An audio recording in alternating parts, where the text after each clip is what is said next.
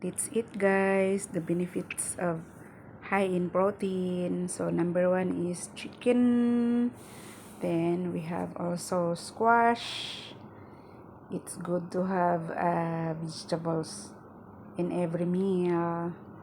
And we have also cabbage. Yung chicken ko, guys, is chicken curry. And I love it. And rice. Do not forget to include your meals at least once a day to have rice, because rice is life and rice is one of our energies, guys, that God has given to us every day for our daily task. We need real carbohydrates, because we need to have organic energy. We cannot deny that if we don't eat rice, our energy is lack of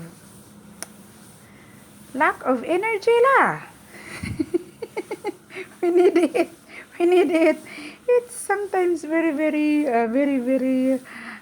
fussy to explain, but all I want is do not forget to eat rice. It's part of our daily meals.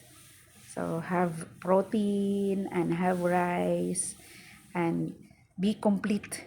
Be complete in your daily task, including your meals with rice and chicken. Chicken.